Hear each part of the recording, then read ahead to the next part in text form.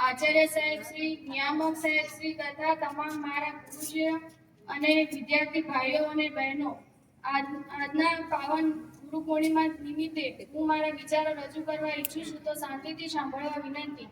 ગુરુર્ બ્રહ્મા ગુરુર્ વિષ્ણુ ગુરુર્દેવો મહેશ્વર ગુરુર સાક્ષાત પરબ્રહ્મ તસ્મૈ શ્રી ગુરુવે નમઃ.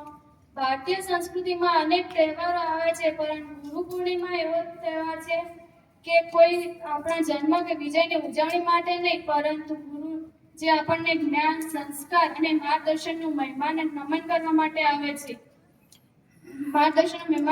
ગુરુ શબ્દનો અર્થ પોતાના અંદર એક વિશિષ્ટ સંદેશ સમાયેલ છે, જે અજ્ઞાનના અંધકારને દૂર કરીને જ્ઞાનરૂપી પ્રકાશ પ્રગટાવે છે. તે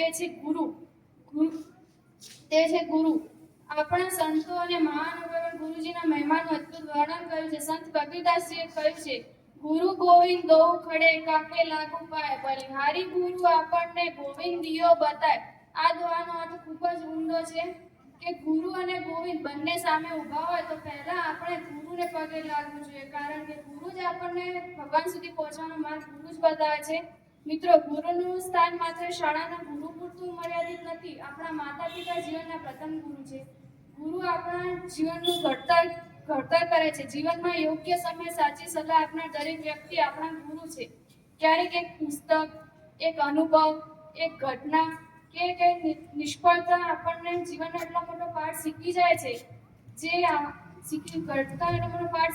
છે, તેથી શીખવાની ભાવના હંમેશા રાખવી જોઈએ. એ જ સાચી ગુરુ દક્ષિણા છે. આજના ટેકનોલોજી યુગમાં માહિતી મેળવવી ખૂબ જ સરળ બની ગઈ છે, પરંતુ માહિતી અને જ્ઞાન વચ્ચે ઘણો ફરક છે. માહિતી ઇન્ટરનેટ આપી શકે, પરંતુ જ્ઞાન, સંસ્કાર અને મૂલ્યો માત્ર ગુરુ જ આપી શકે.